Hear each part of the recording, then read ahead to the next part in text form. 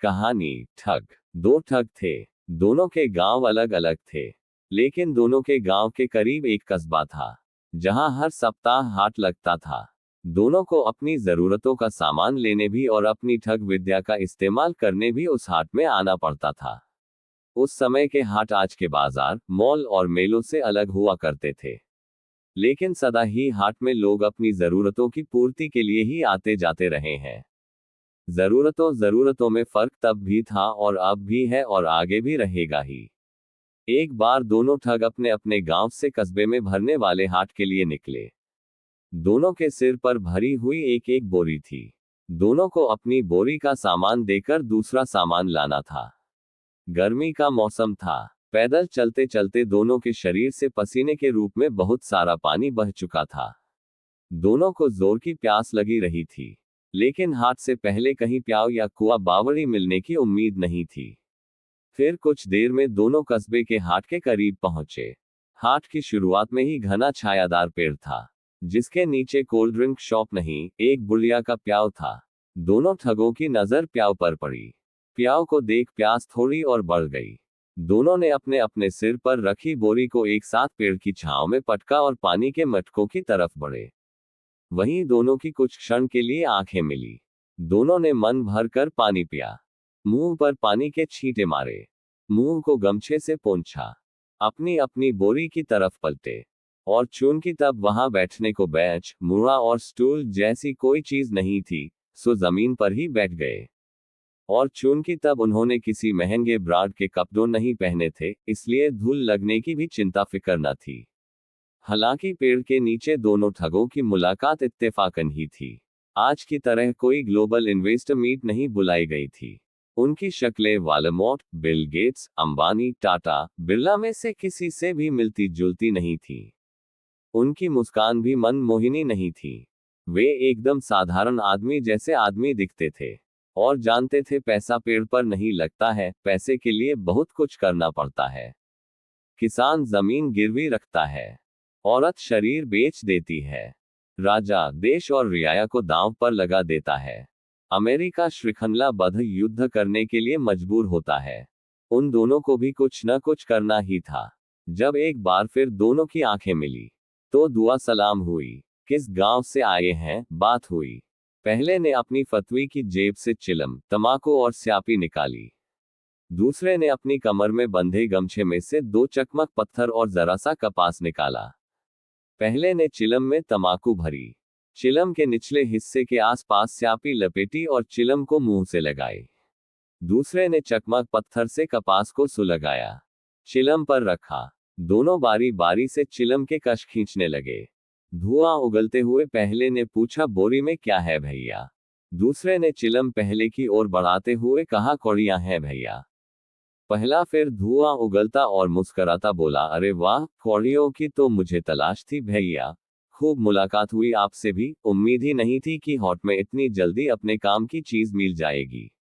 दूसरे ने शांत भाव से पहले से पूछा, आपकी बोरी में क्या है भैया?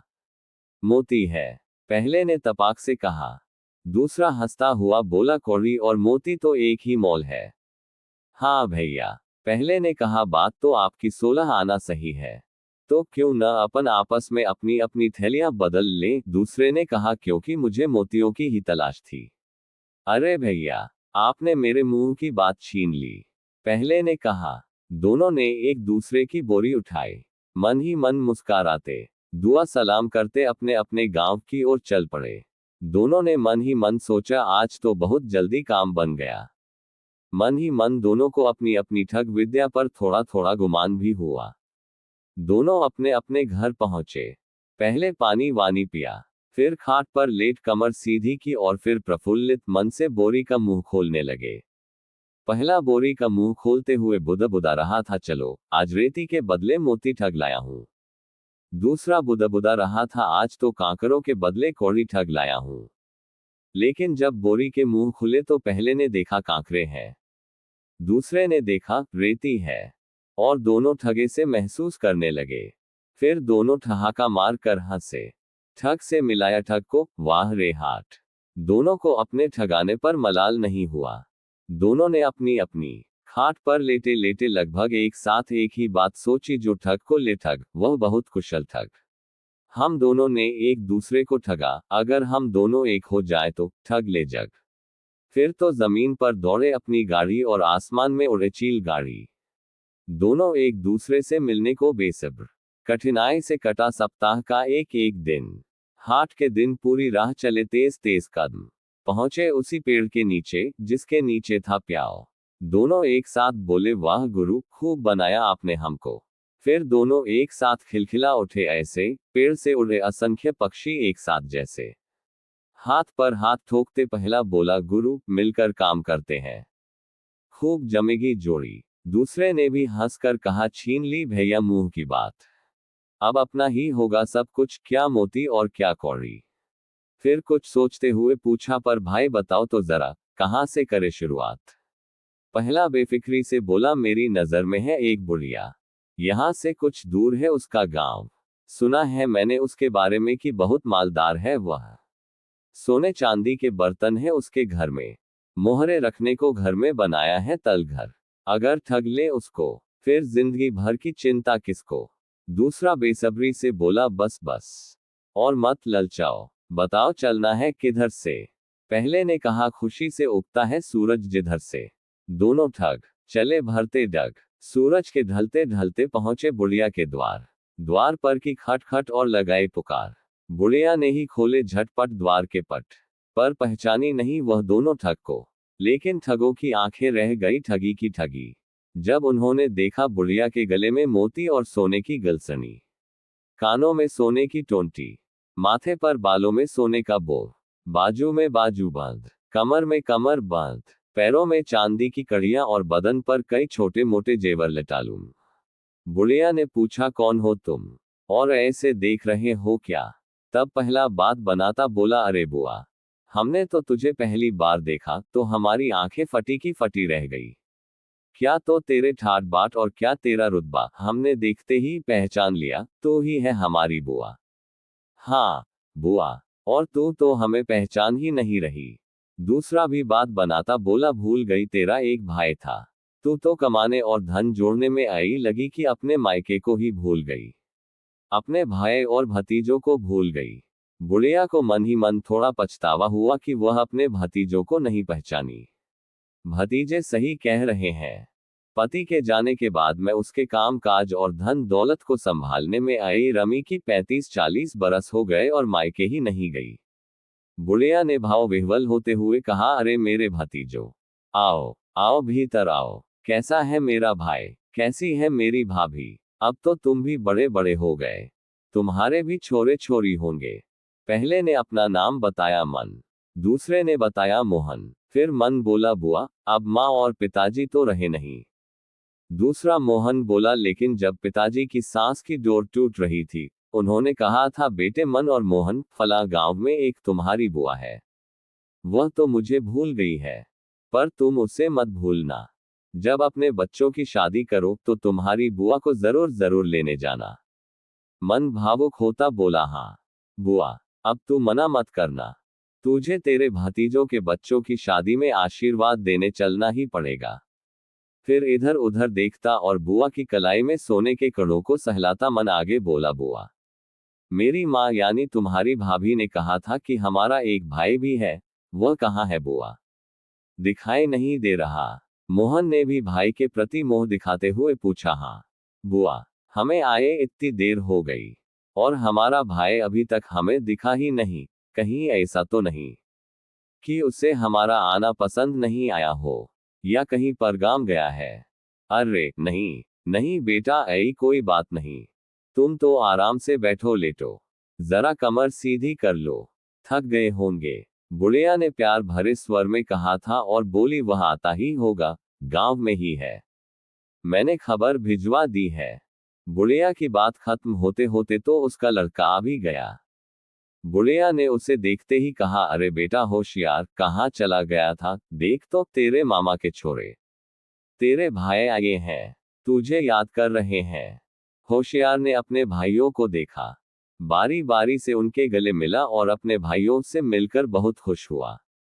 ठगों ने बुढ़िया के बारे में समस्त जानकारी पहले ही जुटा ली थी। मसलन कहाँ मायका है, कौन भाई है, कब से मायके नहीं गई है, बुढ़िया का एक लड़का है, आदि आदि। अब तक वे उसी जानकारी के आधार पर अपने मकसद में ठीक ठीक सफल भी हो रहे थे। बुढ़िया के घर में मजे से आराम फरमा रहे थे। बुढ़िया ने उनके लिए बढ़िया पकवान बनाए। होशियार ने उन्हें खूब पकवान परोसे। दोनों ने छक कर खाए, रात भर तान कर सोए। सुबह पक्षियों की कलरव के साथ ही जाग गए। लौटले दिशा फारिग हो आए। गमछा लेकर तीनों नहाने को बावड़ी तरफ चले तो बुढ़िया ने होशियार को घर में बुलाया। सोने की कटोरी में सरसों का तेल देती बोली, ले बेटा, अपने भाइयों की नहाने से पहले मालिश करवा देना। होशियार ने कटोरी ली और फिर भाइयों के साथ चलने लगा। तीनों बावड़ी पर पहुंच गए। मन और मोहन ने आंखों ही आंखों में इशारे से बात की कि होशियार को थोड़ी देर अपने से अलग भेजा जाए। मन को पहले तरकीब सूझी और होशियार से बोला, भैया ऐसा करो कि यह तेल की बाटकी तो मुझे दे दो, हम एक दूसरे की मालिश करते हैं। तब तक तुम मुझे नीम की एक टहनी तोड़कर ला दो, दांत भी तो साफ करने हैं अभी। मोहन ने देखा कि नीम का पेड़ तो पास ही है, डालियां भी ज्यादा ऊंचाई पर नहीं है, होशियार झट जाएगा। एक पतली टहनी चट से तोड़ेगा और पट से वापस आ जाएगा। होशियार जाने लगा तो मोहन ने कहा, भैया दांत तो मैं भी साफ करूंगा, पर मुझे नीम बहुत कड़वा लगता है, मेरे लिए तो बबूल की टहनी लाना। होशियार नीम और बबूल की टहनी लाने चल पड़ा। वह नाम से ही नहीं अक्ल से भी था होशियार। बबूल थोड़ा दूर दिख रहा था, इसलिए वह पहले सीधा बबूल के पास गया। एक पतली टहनी तोड़ी। जाते में होशियार की पीठ मन और मोहन की तरफ थी। वे दोनों बावड़ी पर क्या कर रहे हैं होशियार नहीं देख सका था, पर उसे अंदाज था कि कुछ देर तो एक दूसरे की मालिश करेंगे ही। मन और मोहन ने कुछ देर मालिश की भी। तब तक होशियार बबूल की टहनी तोड़ पलट चुका था। अब वह नीम की तरफ बढ़ रहा था और कनखियों से मोहन और मन को भी देख रहा था। सोने की कटोरी अच्छी बड़ी थी और उसमें बहुत सारा तेल था, जो जल्दी खत्म नहीं होना था। कुछ तेल मन ने फटाफट अपने बदन पर चुपड़ा, कुछ तेल मोहन ने चुपड़ा। बाकी तेल को गारे में ढोला और कटोरी को एक जगह चिन्हित कर जमीन में छुपा दी। होशियार टहनियां लेकर वापस लौटा तो मोहन ने कहा, अरे भैया क्या बताएं यार, तुम्हारे इधर के कागले कौवे बहुत बदमाश हैं। मन ने कहा, हाँ देखो तो, मैं मोहन की पीठ पर तेल मल रहा था, तब तक तो कागला कौवा उधर दूर बैठा कुछ खोतर रहा था। मोहन ने मन की बात काटते हुए बात को आगे बढ़ाए और जैसे ही मैं मन की पीठ पर तेल मलने लगा, हम थोड़े इधर उधर की बातों में भी लग गए कि जाकर छोरों के ब्याह की क्या क्या तैयारियां करनी है। तब तक पलट कर देखा तो कागला चोंच में कटोरी दबाए वो दूर ठेठ बादलों में उड़ता नजर आया। मन ने कहा, क्या बताएं भैया, हम देखकर दंग रह गए। होशियार हकीकत से वाकिफ तो था, पर अनभिज्ञता जाहिर करता बोला, कोई बात नहीं भैया, कागले ने आपको तो कुछ नहीं किया ना। एक बार तो एक कागला एक आदमी की आंख लेकर उड़ गया था। एक बाटकी का क्या माजना भैया, बाटकी की कोई कमी भी नहीं घर में। आप कुशल है, ये अच्छी बात है। होशियार की बात सुन मन और मोहन की पगली से सिर तक एक झुरझुरी दौड़ गई। दोनों ने एक दूसरे की आंखों में देख इशारे में ही बात की कि अच्छा हुआ कोई कागला नहीं आया, वरना लेने के देने पड़ जाते। फिर दोनों ने झटपट दांत साफ किए। तीनों नहाए धोए और वापस घर की ओर चल पड़े। घर पहुंचे तो बुढ़िया उनका इंतजार ही कर रही थी। बुढ़िया को देखते ही मन ने कहा, अरे बुआ, तेरे गांव के कागले बहुत अयबले तेल की कटोरी लेकर उड़ गए। बुआ को सोने की कटोरी जाने का दुख तो हुआ। बुआ ने बड़ी मेहनत से दौलत कमाई थी और बड़े जतन से अपने पति की दौलत अवेरी थी। वह बुदा कर खुद ही से बोली, मेरी ही गलती थी, सोने की कटोरी में तेल नहीं देना था, पीतल की में देती तो ठीक रहता, पर मैंने भी जो हाथ में आ गई उसी में तेल दे दिया। लेकिन दूसरे क्षण हंसते हुए बोली, अगा ले गया तो ले गया। फिर तीनों से बोली, चलो आसन बिछाकर फटाफट बैठो, मैंने खुद अपने हाथों से तुम्हारे लिए पकवान बनाए हैं, अभी गरम गरम है, अच्छे से पेट भर के जीम लो। मोहन ने बुढ़िया से कहा, बुआ तू परोसने के चक्कर में मत पड़े, हम तो तीने अपने हाथ से लेकर जिम लेंगे।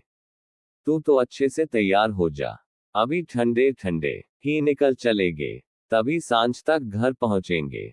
ठीक है, तुम जिमो, मैं तैयार होती हूँ, कहती हुई बुआ अंदर जाने लगी। मोहन ने कहा, बुआ बहुत बरस बाद अपने मायके चल रही है, ऐसा श्रृंगार करना कि देखने वाले देखकर दांतों तले उंगली दबा ले, कहे ये है मन और मोहन की बुआ। मन ने कहा, हाँ बुआ, कोई बार बार तेरे भतीजे के छोरों का ब्याह नहीं होगा, सब खात हेड़ इच्छा पूरी करना लेना। बुआ ने कहा, अरे तुम तो जिमो, फिकर मत करो, मैं भी आज सारी खात पूरी कर लूंगी।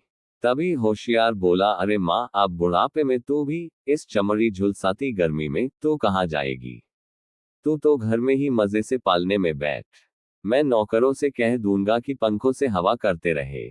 बुआ के चलने की तैयारी से मन और मोहन के चेहरे पर जो खुशी आई थी कुम्हला गई। मुंह में पकवान का निवाल बेस्वाद हो गया। मोहन मन ही मन बुदबुदाया, लगता है ये दांव नहीं लगने देगा।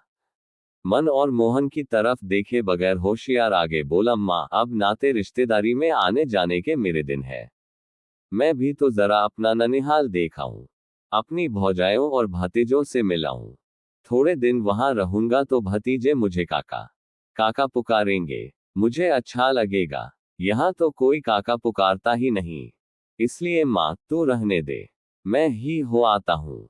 माँ को अपने बेटे होशियार की बात जच गई, वह बोली, हाँ बेटा बात तो तू सही कह रहा, मैं अब जाके भी क्या कर लूंगी, आज हूँ कल नहीं, तू जा, वहां गांव गांव से मेहमान आएंगे, तुझे देखेंगे, हो सकता है किसी को तू पसंद आ जाए, कोई तेरी सगाई शादी का रिश्ता ले आए, फिर आगे रिश्ता नाता सब निभाना भी तुझे ही है, अच्छा है तू ही जा।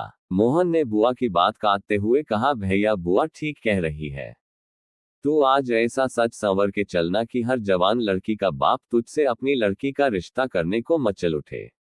मन ने भी उकसाया, हाँ भैया, सब में अलग ही नजर आओगे। बात करते करते भोजन तो जीम ही लिए थे। होशियार अच्छे से तैयार भी हो गया, किसी राजकुमार से कम नहीं लग रहा था वह। उसे देख मोहन और मन की आंखों में लालच के गिद्ध मंडरा रहे थे, पर वे खुद पर काबू किए हुए थे। उन्होंने कहीं सुना था कि सब्र का फल मीठा होता है, सो वे बहुत ही मीठे फल की प्रतीक्षा में सब्र किए हुए थे। घर से तीनों एक ही घोड़े पर रवाना होने लगे तो बुढ़िया ने होशियार से कहा, बेटा अलग अलग घोड़ों पर आराम से बैठ के जाओ। होशियार ने कहा, अरे माँ, हम तीनों एक पर बैठ के जाएंगे, आपस में बात करते जाएंगे, अच्छा लगेगा, और फिर उधर से तो मुझ अकेले को ही आना है। मन और मोह ने एक दूसरे की आंखों में देखते हुए मन ही मन कहा, अच्छा है, एक ही घोड़े से चलते हैं, अपन मौका देखकर होशियार को उल्लू बनाकर इसी घोड़े पर चंपत हो जाएंगे। मोहन ने प्रकट में बुआ से कहा, हाँ बुआ, भैया ठीक कह रहा है, फिर दो घोड़ों को उधर से कौन लाएगा, और हम एक घोड़े पर आराम से चले जाएंगे, तू फिक्र मत कर। बुआ ने अपने दोनों हाथों की अंगुलियों को मोड़कर अपने सिर से लगाई, बुदबुदाते हुए अपने भतीजों और बेटे की मंगलमय यात्रा की कामना की। वे तीनों घोड़े पर बैठ ही चुके थे। होशियार आगे बैठा था और उसके हाथ में लगाम थी। उसने घोड़े की पासू में एड़ी मारी, घोड़ा चल पड़ा। चलते चलते कुछ दूर निकल आए थे। दूर एक कस्बा नजर आ रहा था। दोपहर हो गई थी। सुबह खाए पकवान हजम हो चुके थे। पेट में भूख और ओठों पर प्यास पसरने लगी थी। मन और मोहन ने एक दूसरे की तरफ देखा। आंखों ही आंखों में विचार किया कि यहीं कहीं रुकें, भोजन पानी करें, और किसी तरह होशियार को उल्लू बना जेवर आदि ठग कर घोड़े पर निकल ले। ऐसे एक घोड़े पर तीन कहां तक चलेंगे इसके साथ। आंखों ही आंखों में दोनों में सहमति हो गई। फिर मन ने बोला, भैया होशियार, जरा भूख और प्यास लग रही है, क्यों न इस कस्बे में कुछ खा ले। मोहन ने मन की बात को संभालते हुए कहा, हाँ ये एकदम ठीक बात है, घोड़े को भी कुछ खिला पिला दे और थोड़ी देर सुस्ताने को छोड़ दे। भूख तीस प्यास उसे भी तो लगी ही होगी। होशियार ने बोला, जैसी आप लोगों की मर्जी, वो सामने कस्बा नजर आ रहा है, वहीं कुछ खा पी लेते हैं। वे कस्बे के और करीब पहुंचे। एक गहरे पेड़ को देख मोहन ने कहा, भैया होशियार, ये पेड़ घना छांवदार है। ऐसा करते हैं कि यहीं रुक जाते हैं। आप कुछ देर छांव में आराम करो। तब तक मैं और मन घोड़े से जाकर खाने पीने का सामान बंधवा लाते हैं। फिर यहीं बैठकर खा लेंगे। कुछ देर आराम कर लेंगे और फिर चल पड़ेंगे। मन ने मोहन से कहा, पर भैया, अपने पास तो पैसे कौड़ी सब खत्म हो चुके हैं, सामान कैसे लाएंगे? मोहन ने जैसे समस्या का हल खोजते हुए होशियार से कहा, भैया, आपने इतने सारे जेवर पहने हैं, तो ऐसा करो कि कोई छोटा बड़ा जेवर उतार कर दे दो। कस्बे में कोई सुनार होगा तो उसे जेवर बेच मोहरे ले लूंगा। मोहरे से खाने पीने का सामान ले आऊंगा। होशियार ने होशियारी दिखाते हुए कहा, अरे भाइयों, आप क्यों इतनी चिंता फिकर कर रहे हो? यूं समझो कि ये कस्बा अपना ही है। यहाँ खाना पीना खरीदने की जरूरत नहीं है। सब जानते हैं मुझे। जिसकी देहरी पर जाकर रुक जाएंगे, वह खाने पीने का इंतजाम कर देगा। फिर होशियार उंगली से एक पेड़ की तरफ इशारा करता बोला, वो पेड़ दिख रहा है ना, अपन वहां रुकेंगे। वहीं चुटकी बजाते सब बंदोबस्त हो जाएगा। मन और मोहन ने मन ही मन सोचा, बड़ा होशियार है, इसे ठगने के लिए कोई खास तरकीब सोचनी पड़ेगी। वह पेड़ कस्बे के किनारे पर ही था। उसकी छांव में होशियार ने घोड़ा रोका। मन और मोहन को उतार कर बोला, आप मजे से पेड़ के गोड़ से टीक कर बैठो, मैं आता हूं। मोहन को लगा कि ये चला तो नहीं जाएगा। अगर लौटकर नहीं आया तो पूरी मेहनत पर पानी फिर जाएगा। इसलिए मोहन ने पूछा, कहाँ जा रहे हो अकेले भैया? मैं भी चलूं साथ, मैं सामान पकड़कर बैठ जाऊंगा। होशियार घोड़े से नीचे उतर आया। घोड़े को भी छांव में सुस्ताने को छोड़ता बोला, अरे नहीं भैया, आप यहीं रहो। ये घोड़ा भी यहीं सुस्ता लेगा थोड़ी देर। वो सामने एक बड़ा सा घर दिख रहा है ना, मैं वहां जा रहा हूं। उस सेठ से मेरी अच्छी मर्जी है। अपने खाने पीने का प्रबंध करके आता हूं। 2 कदम ही तो है, पैदल ही चला जाता हूं। मन और मोहन को भरोसा हो गया कि चुपचाप भागेगा नहीं, और भाग भी गया तो घोड़ा तो अपने पास ही है। भागते भूत की लंगोटी ही भली। घोड़े से ही संतोष कर लेंगे। मन ने कहा, जाओ, हो आओ भैया, हम यहीं बैठते हैं थोड़ी देर। होशियार सेठ के घर गया। सेठ से दुआ सलाम की। सेठ ने उसे बहुत सारे जेवर पहना देखा तो सोचा, कोई अच्छे घर का युवक जान पड़ता है। होशियार ने पानी वानी पीने के बाद कहा, सेठ जी, आपके घर सामने कुछ दूरी पर वह जो पेड़ है, वहां मेरे 2 हटे कट्टे हाली बंधवा मजदूर बैठे हैं। दरअसल मैं उनको बेचने आया हूं। मेरे पास अब कोई काम नहीं है। वे खा खा कर हटे कट्टे हो रहे हैं। सोचा आपके पास काम होगा, आपको मजदूर की जरूरत होगी, तो मैं आपके पास चला आया। सेठ ने कहा, ये तो तुमने बहुत अच्छा किया बेटा, बताओ कितनी मोहरों में बेचोगे? होशियार ने कहा, 25-30 हजार से कम के तो क्या होंगे। दोनों मेहनती है और रात दिन काम कर सकते हैं। पर आपसे क्या कहूं, आप बड़े हैं, आपने दुनिया देखी है, आप जो देंगे रख लूंगा। वैसे भी अब मुझे उनकी जरूरत न रह गई है। सेठ उठा और बोला, जरा मुझे उन्हें एक झलक देख तो लेने दो। तुम कह रहे हो वैसे ही हैं कि नहीं? युवक भी उठा और दोनों घर के दरवाजे की तरफ बढ़े। दरवाजे में से ही खड़े खड़े उन्होंने मन और मोहन की तरफ देखा। सेठ ने देखा कि मजदूर वाक्य हटे कट्टे नजर आ रहे हैं। 25-30 हजार मोहरे तो कोई भी दे देगा। अच्छा हुआ ये इन्हें मेरे पास ले आया। वापस भीतर आए और सेठ ने होशियार से कहा, बेटा, 20 हजार मोहरे दे सकता हूं मजदूरों के बदले। होशियार ने कहा, सेठ जी, आप मोहरे गिनकर एक थैली में रख दो। मैं जब तक अपना घोड़ा लाता हूं, उन्हें भी बता दूंगा कि थोड़ी देर छांव में सुस्ताने के बाद आपके पास काम पर आ जाएं। अच्छी बात है, सेठ ने कहा और मन के किसी कोने में पड़ी आशंका के तहत पूछा, पर वे काम तो करेंगे ना? होशियार ने कहा, सेठ जी, मन में कोई आशंका हो तो मैं घोड़ा लेने जा रहा हूं। उन्हें जाकर पूरी बात बताता हूं। फिर आप यहीं से हाथ हिलाकर पूछ लेना कि दोनों काम करोगे ना। होशियार पेड़ की छांव में पहुंचा। मन और मोहन तो ठंडी छांव में मजे से झपकी ले रहे थे। होशियार ने उन्हें जगाकर कहा, वो दरवाजे में खड़े सेठ जी पूछ रहे हैं, खाना दोनों ही खाओगे ना? वैसा बनवाए। मन और मोहन ने इधर से सेठ जी की तरफ हाथ हिलाकर दोनों का इशारा किया। सेठ जी ने इशारे से कहा, ठीक है, रुको थोड़ी देर। सेठ भीतर गया, मोहरे गिनकर एक छोटी थैली में रखने लगा। साथ ही साथ उसके मन में चल रहा था, युवक की जगह कोई और होता तो मजदूरों को इतना सस्ता नहीं बेचता। एक एक मजदूर कम से कम 15-15 हजार का है। इधर होशियार ने मन और मोहन से कहा, सेठ बड़ा भला आदमी है। जब मैंने कहा कि हम भोजन करेंगे तो गदगद भाव से बोला, आपका घर है। लेकिन फिर थोड़ा संकोच में बोला, पर मैं बूढ़ा, अब कस्बे में कैसे जाऊं? अभी कोई नौकर चाकर भी नहीं, किसे भेजूं? मैंने पूछा, क्या बात है सेठ? मुझे कहो, मैं तो तुम्हारे बेटे जैसा हूं।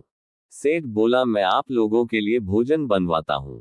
तब तक तुम जाकर कस्बे के चौक में से कुछ मिठाइयां ले आओ। खाने के साथ मिठाई ना हो तो मजा नहीं आता। फिर तुम तो घर के आदमी हो, पर तुम्हारे भाइयों की सेवा का मौका कब मिलेगा? सेठ की बात सुन मैं अपने आप को रोक नहीं सका। मैंने कहा, आप चिंता मत करो, मैं अभी घोड़े पर सवार होकर जाता हूं और मिठाइयां लेकर आता हूं। मन और मोहन ने एक दूसरे की तरफ देखा। एक क्षण को दोनों की आंखों में यह भाव आया कि अपन कैसे ठग हैं। कितने भोले और भले इंसानों को ठगते हैं। फिर मन ने होशियार से कहा, हाँ हाँ भैया, जाओ आप मिठाइयां ले आओ। सेठ को बोलना कोई छोटा मोटा काम हो तो हमें भी कहे, हम कर देंगे। होशियार घोड़े पर सवार हो सेठ के घर गया। सेठ 20,000 मोहरे गिनकर थैली में भरकर दरवाजे पर ही खड़ा था।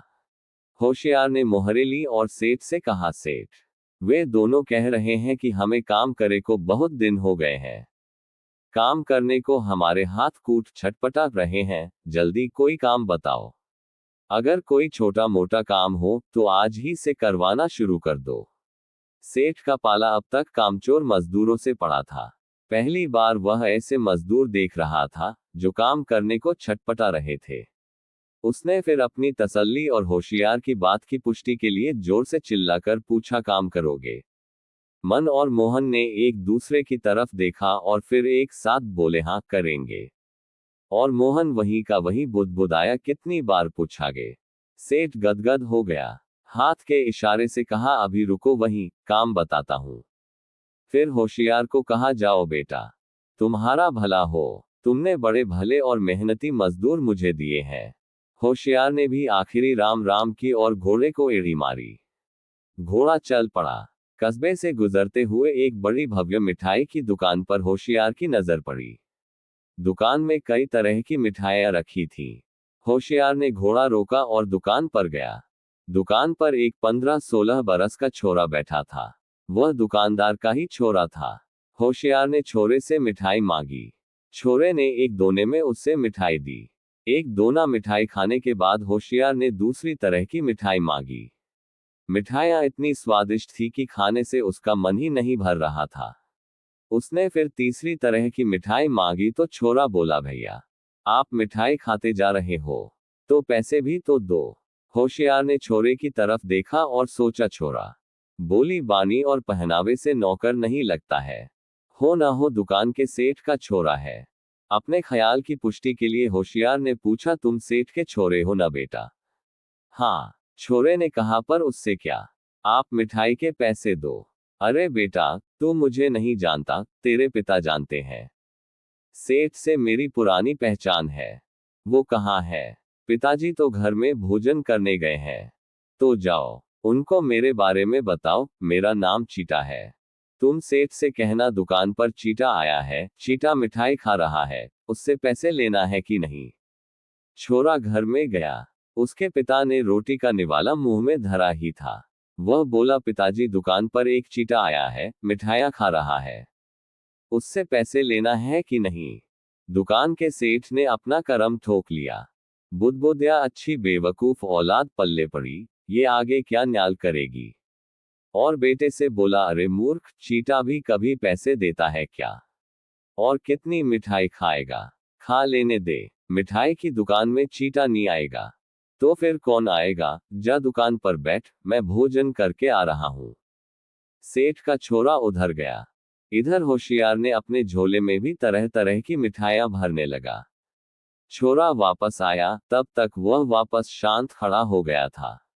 छोरा आते ही बोला, अरे भैया, पिताजी आपको जानते हैं, उन्होंने पैसे लेने से मना किया है। आप और खा लो जो खाना है। बताओ क्या दूं? होशियार ने कहा, नहीं बस मेरा हो गया। सेठ से राम राम कहना, मैं अब जाता हूँ। होशियार घोड़े पर सवार हुआ, एड़ी मारी। घोड़ा कस्बे से बाहर ले जाने वाले रास्ते पर चल पड़ा। उधर पेड़ के नीचे मन और मोहन के पास वह सेठ एक गैती और एक खुरपी लेकर पहुंचा। मन को गैती देकर बोला, तुम घर के पीछे जरा एक गड्ढा खोद दो। मोहन को खुरपी पकड़ाते बोला, तुम घर पीछे के खेत में जरा निंदाई गुड़ाई करो। मोहन और मन एक दूसरे की आंखों में देखे कि ये क्या माजरा है। कुछ समझ नहीं आया तो मन ने कहा, सेठ जी, हमारा भाई कस्बे में मिठाई लेने गया है, उसे आ तो जाने दो, अभी तो भूख के मारे प्राण निकल रहे हैं। उसने कहा था कि वह मिठाई लेकर आता है, फिर भोजन जीमेंगे। आप भोजन बनवा रहे थे ना? अभी आपने हाथ हिलाकर पूछा भी था। मन ने कहा कि एक जना करोगे कि दोनों? हमने कहा था दोनों जने भोजन करेंगे। मोहन ने कहा, हाँ, खाने से पहले कुछ लाना हो, जैसे खेत से कोचमीर, मूली या कांदा आदि, तो हम उखाड़ लाते हैं। बाकी निंदाई गुड़ाई करना या गड्ढा खोदना तो हमारे बस का नहीं है। फिर हमारे भाई को भी तो आने दो। सेठ थोड़ा ताव खाता बोला, अरे उठो, वो अब क्यों आएगा? वो तो आपको 20,000 मोहरों में मुझे बेचकर गया है। उसने कहा, तुम उसके हाली थे, अब मेरे हाली हो। चलो ये गैती खुरपी उठाओ और काम पर लग जाओ। मन और मोहन ने एक दूसरे को देखा और मन ही मन कहा, अरे भैया, ये तो अपना भी बाप निकला। ये तो अपन को ठिकाने लगा गया। पर अब क्या करें, क्या करें, क्या करें? फिर मन ने बोला, देखो सेठ, हम तो हैं ठग, हमने कभी ऐसा काम किया नहीं। हम उसे ठगने को लाए थे, पर वह हमको और तुमको चूना लगा गया। सेठ फिर जोश में बोला, मुझे क्यों चूना लगा? मैंने तो 20,000 मोहरें दी, तुम्हें खरीदा।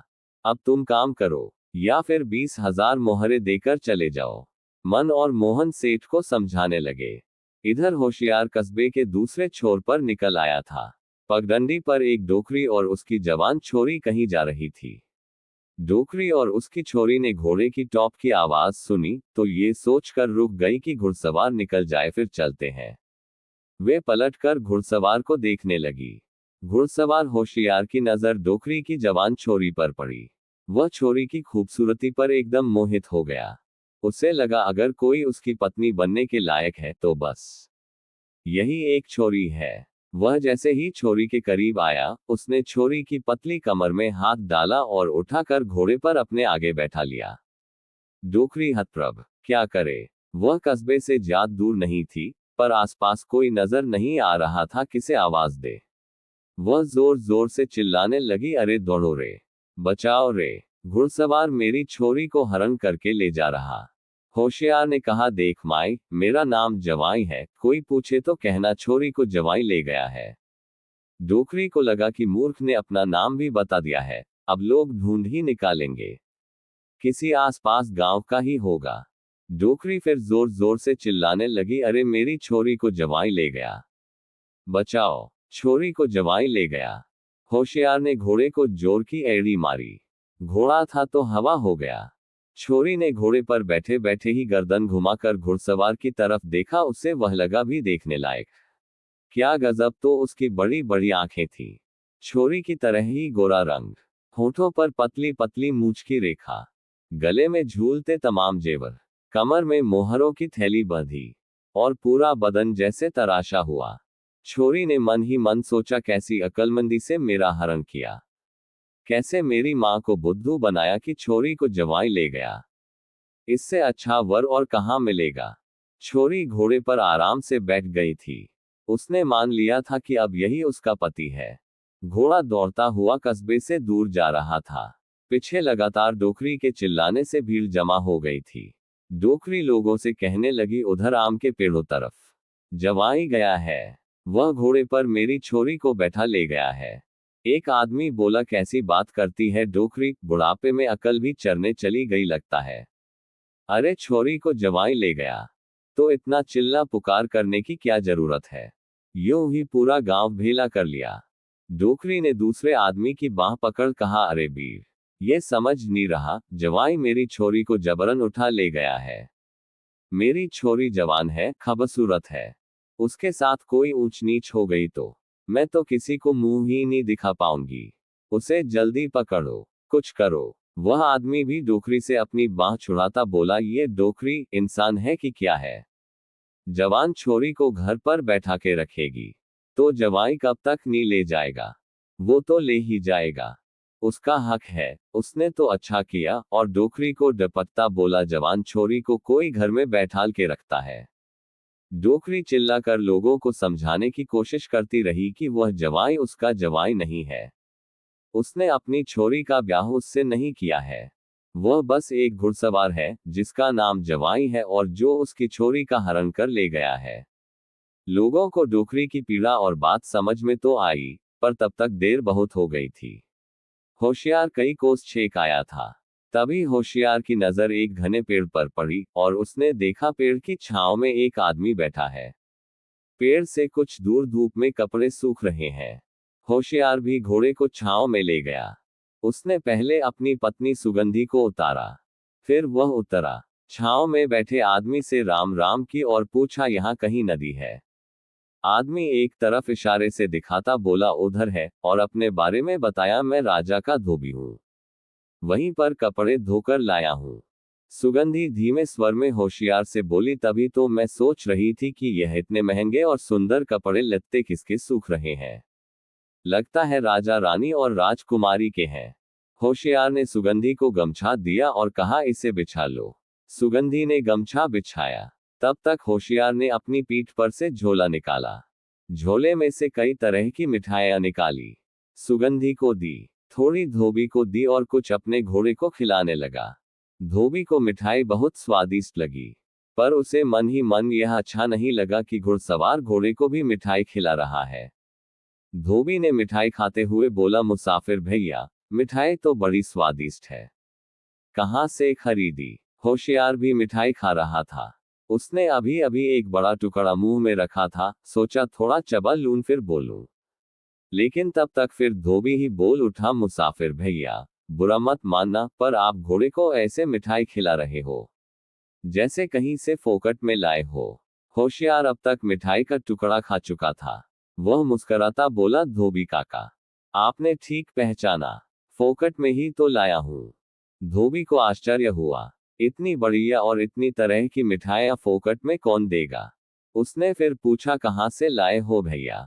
होशियार ने दूर एक पहाड़ी की तरफ इशारा किया और बोला, उस पहाड़ी के पार एक पेड़ है, उस पेड़ पर तरह तरह की मिठाइयां लगी हैं, वहीं से तोड़ लाया, सोचा रास्ते में काम आती रहेगी, थोड़ी बहुत बच जाएगी तो घर पर काम आ जाएगी।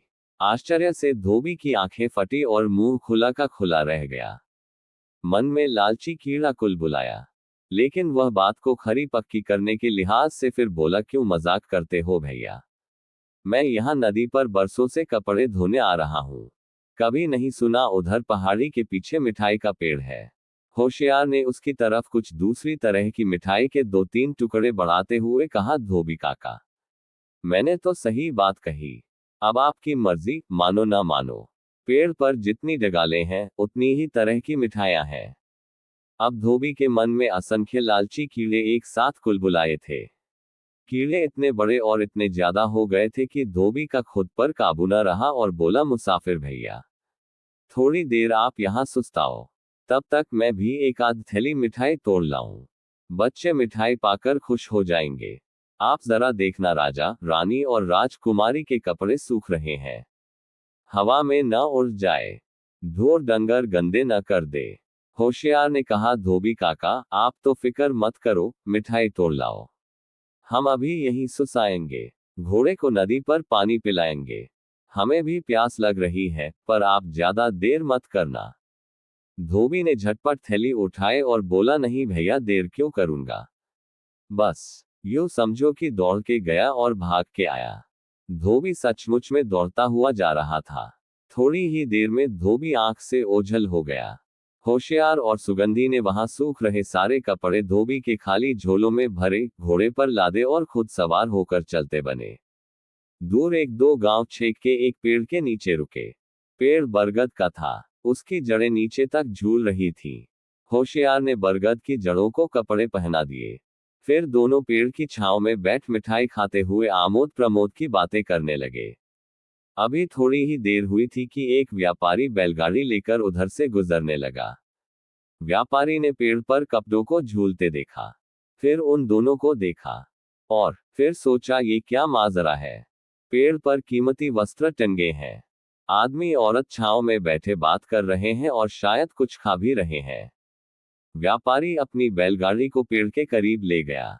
होशियार की तरफ गर्दन उचकाकर पूछा, क्या भैया, पेड़ पर कपड़े टांग कर क्यों बैठे हो? होशियार ने गंभीरता से कहा, कपड़े टांगे नहीं है, पेड़ पर उगाए हैं और अब बेच रहा हूं।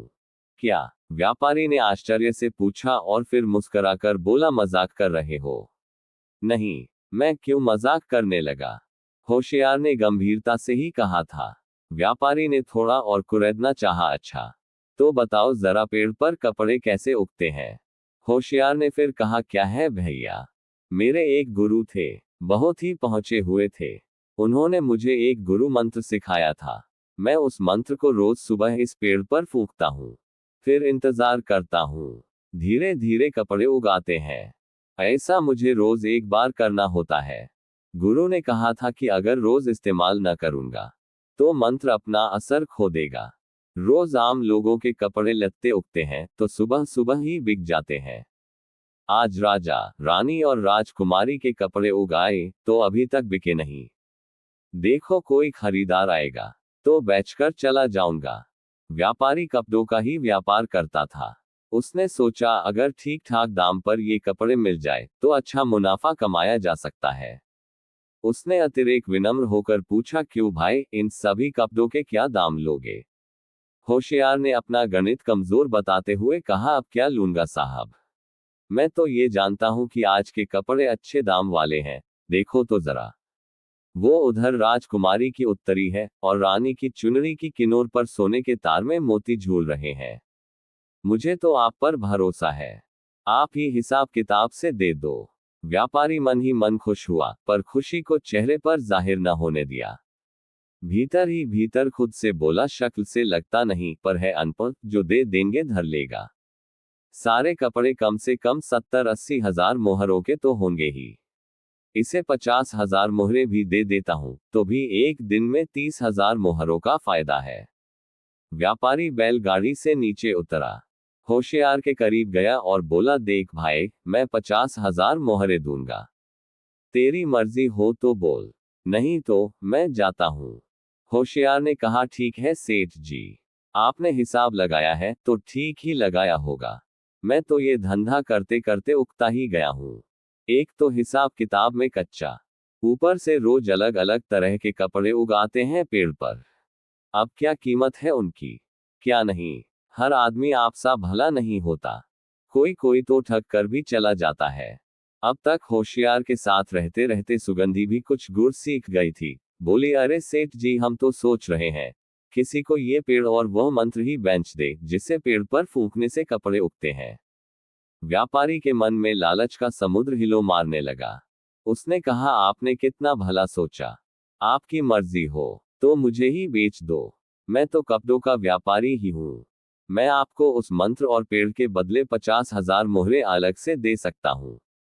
अरे सेठ जी, आपने तो हमारी रोज रोज की बेग से छुटकारा ही दिला दिया। होशियार आभार मानता हुआ बोला, लाओ, आप तो मोहरे दो और आज से आप ही संभालो। पर हाँ, एक बात का ध्यान रखना। होशियार बोला, आज मैंने कपड़े उगा लिए हैं, अब आप कल सुबह ही मंत्र का उपयोग करना। सेठ ने एक बड़ी थैली में से गिनकर पूरी 1,00,000 मोहरें निकाली, एक छोटी थैली में डाली और देता हुआ बोला, लो भाई, अब तुम मजे से इनके ब्याज से ही अपना गुजर बसर करते रहोगे। रोज रोज यहाँ आने और कपड़े बिकने तक बैठने के झंझट से मुक्त रहोगे। होशियार ने मोहरों की थैली सुंगधी के हाथ में थाई, व्यापारी के कान में मंत्र कहा और अपने घोड़े पर सवार होकर चल पड़ा। व्यापारी ने सभी कपड़ों को उतार कर झोले में भरे और पेड़ के नीचे ही रुका रहा। दरअसल उसने सोचा था कि अब वापस कौन गांव जाए, थोड़ी देर में रात हो जाएगी, खाना और पानी तो बंधा ही है। बैलों का चारा भी साथ है, खा पीकर यहीं सो जाऊंगा। सवेरे उठकर पेड़ पर मंत्र फूंक कपड़े उगा लूंगा, वे कपड़े भी बटोर लूंगा और फिर ही गांव जाऊंगा। उसने दरी निकाली और वहीं पेड़ के नीचे बिछाकर आराम करने लगा था। होशियार और सुगंधी फिर अपने घोड़े पर सवार हो आगे बढ़ गए। जंगल था, सांझ होने में अभी काफी वक्त था, लेकिन था दोपहर बाद का ही कोई वक्त। होशियार को पेशाब की तलब लगी। उसने एक जगह घोड़ा रोका, रास्ते से थोड़ा अलग पेशाब करने लगा। जंगल में एक सफेद भालू भूख के मारे बेहाल था, वह कीड़े मकोड़े खा रहा था। अचानक उसका ध्यान पेशाब करते होशियार पर पड़ा। भालू होशियार पर हमला करने को लपका। अब तक होशियार पेशाब कर चुका था। उसने भालू की आवाज सुनी तो वह अपने घोड़े की तरफ दौड़ा, लेकिन रास्ते किनारे भालू ने उसे झपट लिया। होशियार भी कोई कम तो पड़ता नहीं था, नौजवान था और अच्छा कसरती बदन था। जब जान पर बन आई तो वह भालू से गुत्थम गुत्था हो गया। सुगंधी एक क्षण को तो ये देख घबराए, लेकिन फिर उसने देखा कि होशियार भालू को अपने पर हावी नहीं होने दे रहा है, तो उसके चेहरे पर खुशी उभर आई। वह भालू और होशियार की कुश्ती का आनंद लेने लगी। होशियार की कमर में 20,000 मोहरें बंधी थी, जो उसने मन और मोहन को बेचकर कमाई थी। कुश्ती में वह थैली ढीली हो गई और उससे रह रहकर मोहरें नीचे बिखर रही थी। न भालू कम पड़ रहा था, न होशियार कम पड़ रहा था। थोड़ी थोड़ी देर में होशियार भालू की थूथ को जमीन पर रगड़ने में सफल हो जाता था। दरअसल उसने भालू की गर्दन को अच्छे से जफोत ली थी। गर्दन जफोताने की वजह से भालू का कोई दांव नहीं लग रहा था। उसी वक्त एक व्यापारी घोड़े पर सवार होकर उस रास्ते पर आया। व्यापारी ने देखा आदमी बार बार भालू की थूंथ जमीन पर रगड़ता है, तो नीचे सोने की मोहरें गिरती है। व्यापारी ने होशियार से पूछा, क्या भाई, भालू से क्यों लड़ रहे हो?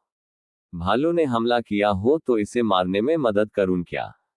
होशियार ने कहा, अरे भैया, ऐसी कोई बात नहीं है, आप तो अपने रास्ते जाओ, हम देख लेंगे।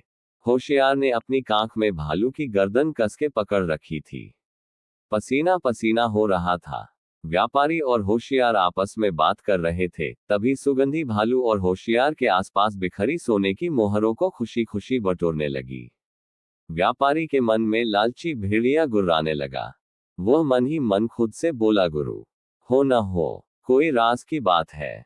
अगर भालू हमला करता तो ये आदमी मदद की गुहार अवश्य करता, और इसकी घरवाली भी इतनी खुश नहीं दिखती। और फिर सबसे बड़ा राज तो यह है कि जब भालू की थूंथ जमीन पर रगड़ता है तो सोने की मोहरें गिरती है। व्यापारी आवाज को चाशनी बनाता बोला, अरे भाई, मुझे अपना भाई ही समझो। और बात क्या है, मुझे भी बताओ। होशियार ने 2 बार फिर भालू की थूंथ रगड़ी, कुछ मोहरें और जमीन पर टपकी। अब व्यापारी अपने लालच के आगे नतमस्तक हो गया और लगभग गिड़गिड़ाने वाले स्वर में होशियार से राज पूछने लगा। होशियार ने कहा, अब तुम मान ही नहीं रहे हो, फिर मुझे अपना भाई भी कह रहे हो, तो भाई से क्या छुपाना? व्यापारी के चेहरे पर खुशी उभरी। वह कान खड़े कर होशियार की बात सुनने लगा। होशियार बोलने लगा, ऐसा है भाई कि यह भालू साधारण भालू नहीं है। इसकी थूंथ को जब भी जमीन पर रगड़ते हैं तो ये सोने की मोहरें हकता है। मैंने बरसों की मेहनत से इसे ढूंढा है। काफी देर से इसकी थूंथ को रगड़ रहा हूं। मोहरें भी खूब जमा हो गई हैं, पर लालच का तो कोई अंत ही नहीं है, इसीलिए रगड़े जा रहा हूं और ये भी मोहरें हकता जा रहा है। होशियार जब बात कर रहा था, भालू की गर्दन पर उसकी पकड़ हल्की ढीली पड़ी, तो भालू ने छूटने की कोशिश की। तभी होशियार सतर्क हुआ और 1-2 बार फिर उसकी थूंथ जमीन पर रगड़ दी। फिर मोहरें टपकी। सुगंधी खुशी खुशी मोहरें बिन ही रही थी। अब व्यापारी ने दांव खेला। बोला, भाई, आप तो मेरे भाई हैं, मैं देख रहा हूं कि भाभी के पास बहुत सी मोहरें जमा हो गई है। क्या कुछ देर में भालू की थूंथ रगड़ लूं, या फिर आप मुझे ये भालू बेच दो? होशियार ने कहा, अब कैसे मना करूं? तुमने भाई कहकर मुझे प्रेम की डोर में बांध लिया है। पर भाई, फिर तुम्हें भी मेरा एक छोटा सा काम करना होगा। व्यापारी विनम्रता से बोला, बोलो भाई, क्या करना है? होशियार ने कहा, ये जितनी मोहरें जमीन पर बिखरी है, बिन कर तुम्हारी भाभी को दे दो और 15,000 मोहरे तुम्हारे पास से दे दो। फिर आओ मेरे पास, मैं तुम्हें भालू की गर्दन पकड़ावा देता हूं, मन हो। जब तक यहाँ थूंथ रगड़कर मोहरे हगवाते रहना।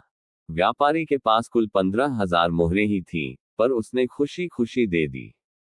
सोचा अब तो भालू उसी का हो जाएगा, गाड़ी भर मोहरे हगवा लूंगा। फिर होशियार ने भी अपने वादे के मुताबिक उसे भालू की गर्दन पकड़ा दी और मुक्ति की सांस लेते हुए अपने घोड़े पर सुगंधी के साथ रवाना हो गया। व्यापारी भालू की थूंथ को रगड़ने लगा। एक बार, दो बार, बार बार, पर वह मोहरे नहीं हग रहा था। अब व्यापारी के मन में आशंका घिरने लगी, कहीं वह मुझे ठग तो नहीं गया। व्यापारी बार बार थूंथ रगड़े पर भालू एक मोहर भी न हगे। सोने की तो छोड़ो, वह कथीर की भी नहीं हगे। वह तो भूखा था और कीड़े मकोड़े खा रहा था। पेट भरा होता तो मोहरे न सही, कुछ न कुछ तो हकता ही। व्यापारी को समझ तो आ गया था, पर अब भालू को छोड़े तो भालू उसे फाड़ खाए। लेकिन फिर करता भी क्या, जान बचानी थी, इसलिए रात भर भालू से जूझता रहा। उधर रात भर में मन और मोहन ने सेठ को समझा लिया था कि सुबह होते ही होशियार को ढूंढने चलना है। सेठ के कस्बे की ही सुगंधी की माँ और मिठाई वाला था। वे भी सेठ के साथ चलने को राजी हो गए थे। सुगंधी की माँ ने जिधर उसके भागने का बताया था, उधर ही लोग चल पड़े थे। आगे चलकर उन्हें धोबी मिला। वह पेड़ के नीचे बैठा रो रहा था। सेठ ने पूछा, क्यों रो रहे हो? धोबी ने रोते हुए बताया, क्या बताऊं सेठ जी, मैं एक मुसाफिर की बात से ठगा गया। वह अपनी पत्नी और घोड़े को मिठाई खिला रहा था, मुझे भी खिलाए। जब मैंने पूछा कहाँ से लाए हो इतनी स्वादिष्ट मिठाई, तो बोला पहाड़ी के उस पार पेड़ से। मेरे मन में भी लालच आया, मैं मिठाई लेने गया, वहां ऐसा कोई पेड़ नहीं था। मुझे वही समझ में आ गया था कि कुछ गड़बड़ है। मैं दौड़ता भागता आया, लेकिन तब तक वह राजा, रानी और राजकुमारी के कपड़े लेकर चंपत हो गया। अब कैसे जाऊं? राजा मुझे जाने क्या दंड देंगे। धोबी की बात सुन और अपनी मिठाइयों की खाली ट्रे की याद से मिठाई वाले सेठ का मन भर आया था। वह बोला, अरे वो बहुत बड़ा ठग है रे भाई, वे मिठाइयां तो मेरी दुकान की थी। मन और मोहन ने कहा, ये वही है सेठ जी। डोकरी ने कहा, वह छोरी मेरी ही होगी। सेठ ने कहा, तुम भी चलो हमारे साथ, हम उसी को ढूंढने निकले हैं। धोबी भी उनके साथ चल पड़ा। रात भी सोते जागते और चलते चलते ही गुजरी थी। सुबह होते ही फिर आगे चल पड़े। एक बरगद के पेड़ के नीचे कपड़ों का व्यापारी बैठा बैठा खुद को कोस रहा था। अपने हाथों अपना माथा पीट रहा था। उसकी गाड़ी में राजा, रानी और राजकुमारी के कपड़े झोले में भरे रखे थे। पर यह वही कपड़े थे जो होशियार उसे बेच गया था। खूब कोशिश के बावजूद पेड़ पर नए कपड़े नहीं उगे थे। वह मंत्र को हजारों बार फूंकने के बाद हार मान चुका था। धोबी की नजर गाड़ी में रखे झोलों पर पड़ी। वह अपने झोले को पहचान गया। उसने दौड़कर झोलों को देखा, उनमें कपड़े भी राजा, रानी और राजकुमारी के थे। वह कपड़े पाकर खुशी से झूम उठा। जोर जोर से चिल्लाकर बोला, मेरी जान बच गई, मेरी जान बच गई। धोबी तो कपड़े लेकर अपने रास्ते चलने लगा। व्यापारी ने उसे दौड़कर रोका। झोले चुराता बोला, अपने बाप का माल समझ के ले जा रहा है। ये कपड़े मैंने 1,00,000 मोहरे देकर लिए हैं।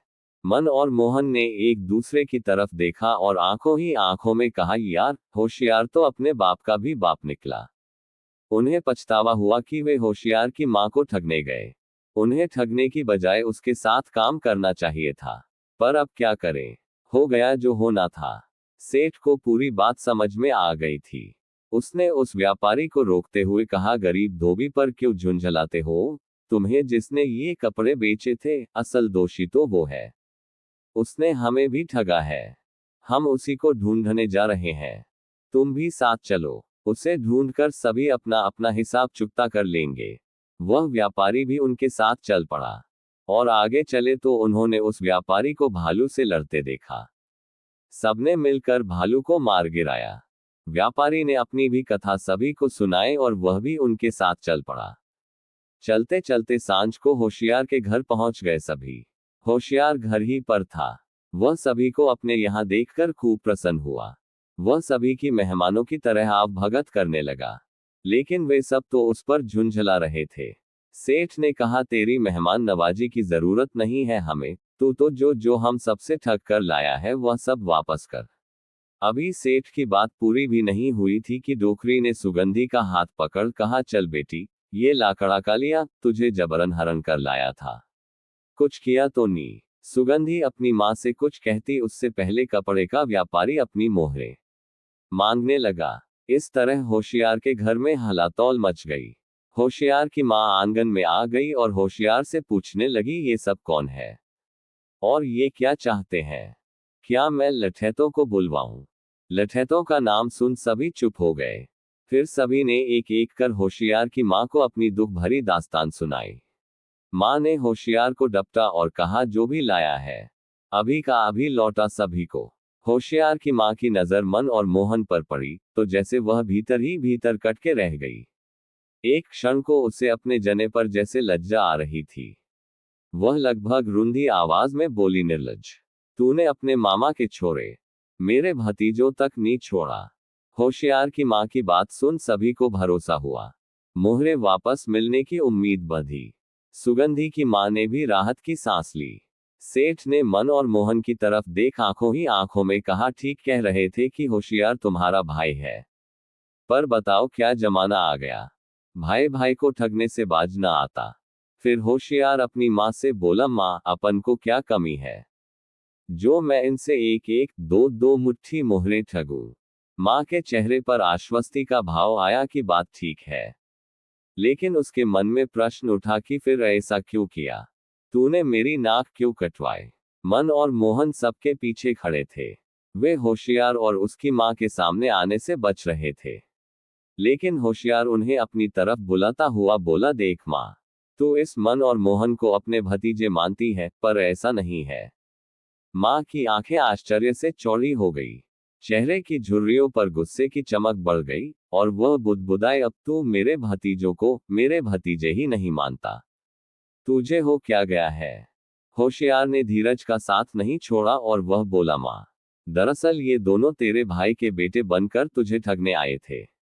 तुझे बुआ बुआ कहकर तेरा भरोसा जीता। तूने इनको बढ़िया बढ़िया पकवान खिलाए। तेरे कहे पर मैंने भी इनकी सेवा की, लेकिन इन्होंने तेरी सोने की बाट की छुपाकर कहा कि कागला ले उड़ा। वह बाट की कागला नहीं ले उड़ा था, इन्होंने वहां जमीन में छुपा दी थी, जो मैं आते वक्त सुगंधी के सामने वहां से निकाल कर ले लाया हूं। भरोसा न हो तो देख ले, घर में रखी है। होशियार का बोलना जारी रहा, तो इनके साथ जाने को भी राजी हो गई थी माँ। तू साथ चली जाती तो ये तुझे मार मूर कर जाने कहाँ फेंकते, तेरे जेवर लेकर भाग जाते। पर मैंने इनकी चालों को पहचान लिया था, इसलिए तुझे मना कर मैं इनके साथ गया।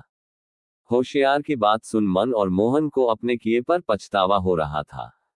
होशियार की माँ भी आश्चर्यचकित थी कि वह कैसी भूल कर रही थी। बेटे ने उसकी आंखें खोल दी और मैं यूं ही सभी के सामने उसे डपटने लगी थी। होशियार की बातों का सेठ और व्यापारियों पर भी गाजब का प्रभाव पड़ा था। वे मन और मोहन की तरफ बहुत हीन भाव से देखने लगे। मन ही मन सोचा, सच में इस आदमी को क्या कमी, जो कुछ मोहरों के लिए मन और मोहन जैसे को बेचने इतनी दूर आए। वह तो खुद कितने जेवर पहने हुए था।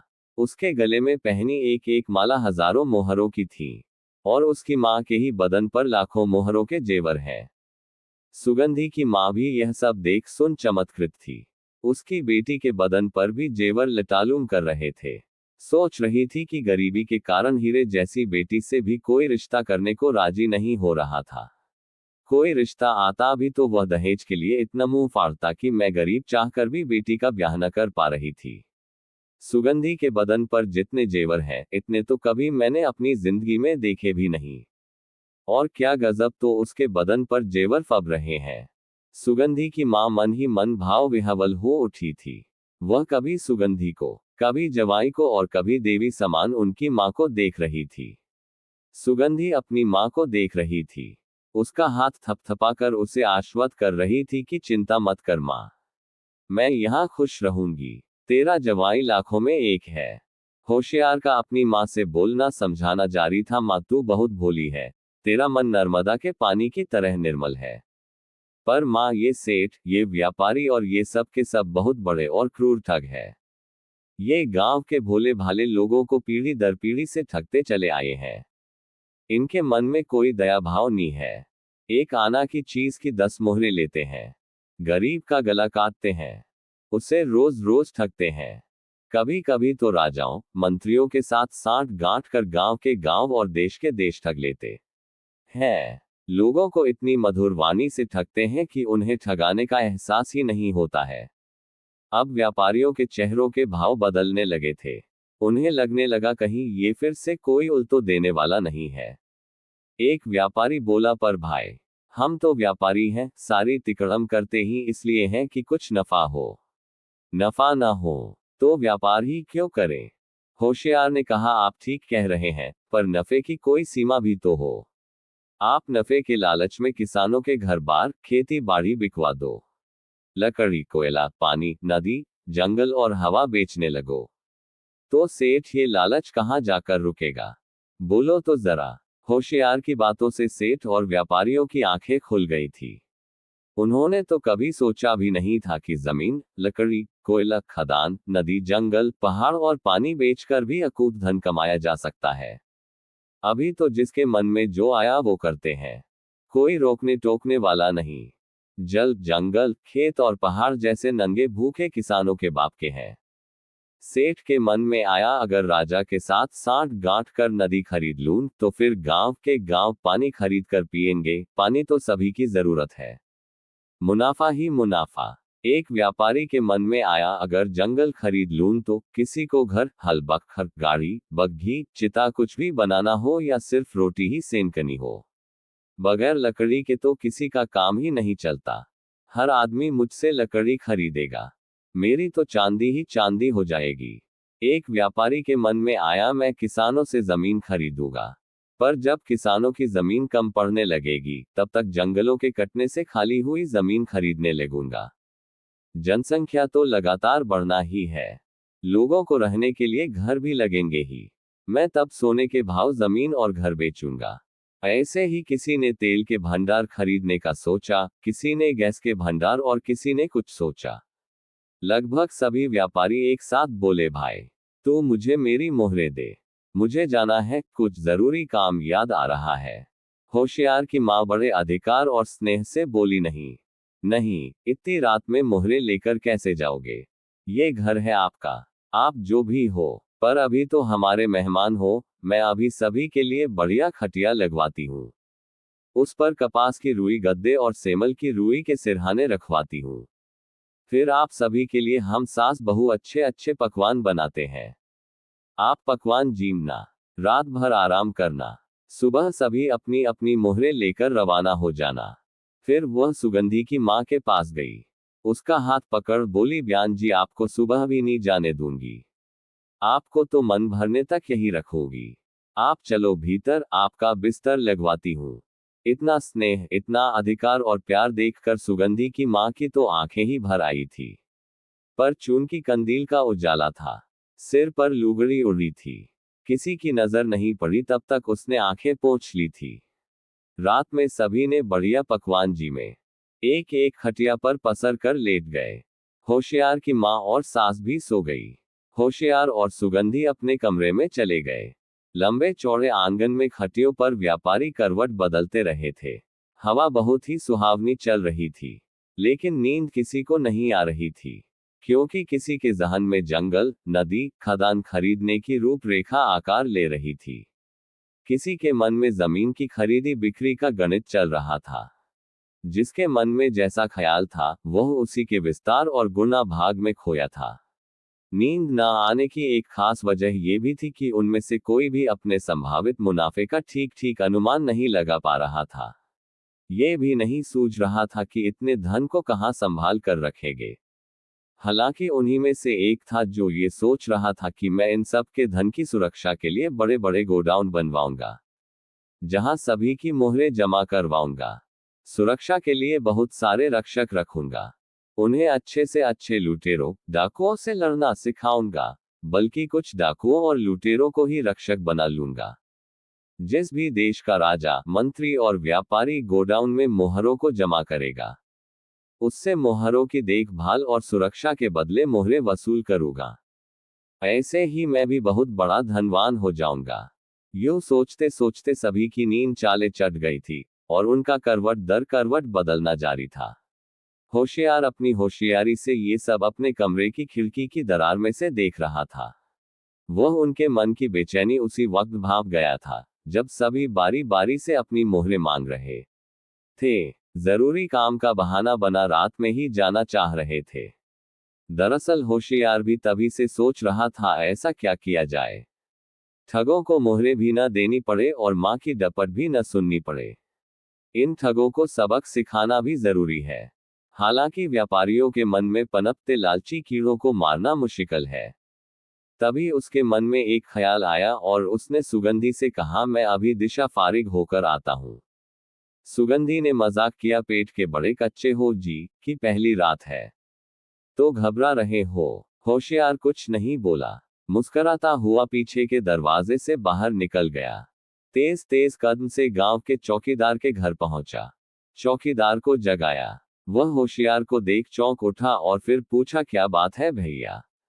होशियार ने चौकीदार से कहा, यार मेरे घर में कुछ ठग घुस आए हैं, तू ये 50 मोहरे रख और मेरे घर के आंगन तरफ के दरवाजे पर 3 बार ठक ठक ठोकने के बाद जोर से कहना। क्या? चौकीदार ने मोहरों को ठीक से रखते हुए पूछा। होशियार ने चौकीदार के कान में कुछ कहा और वापस चला आया। होशियार ने अपने कमरे की खिड़की की दरार से वापस आंगन में देखा, चांद के उजास से पूरा आंगन भरा था। सभी व्यापारी आंगन में खुसुर फुसुर कर रहे थे। दरअसल वे आपस में तय कर रहे थे कि कौन किस चीज का व्यापार करेगा। हम में से कोई एक दूसरे के आड़े नहीं आएगा। हमें एकजुट रहना होगा, तभी हम राजा और मंत्रियों को ठग सकते हैं। तभी आवाज आई, जागते रहो, होशियार रहो। सभी व्यापारी चौंक कर दरवाजे की तरफ देखने लगे। दरवाजे की दूसरी तरफ चौकीदार खड़ा था।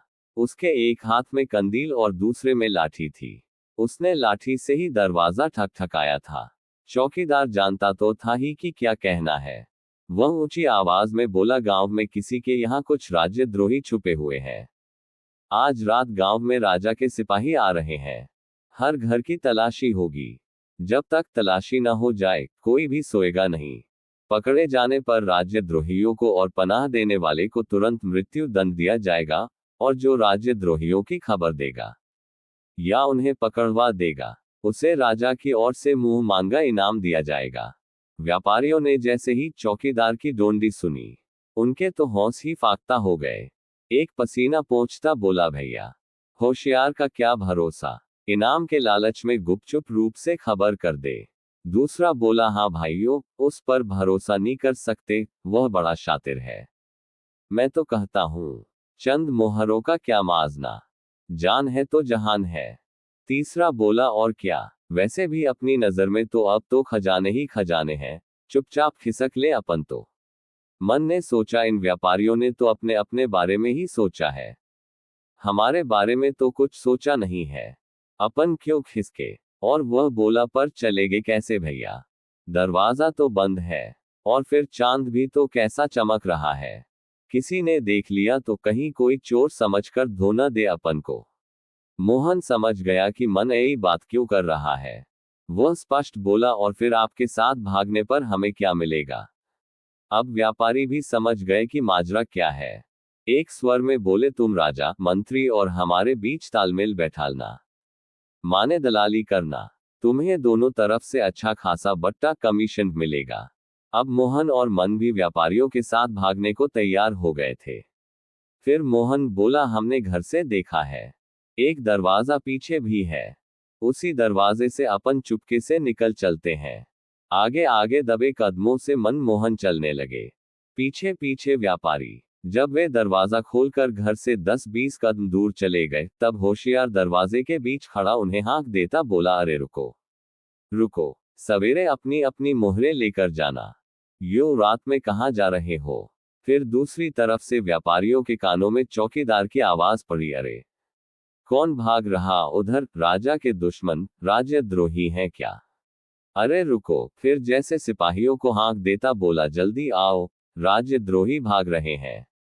होशियार और चौकीदार ने देखा व्यापारियों का पूरा गिरोह हिरन हो गया है। वे अपने अपने घरों में जा सो गए।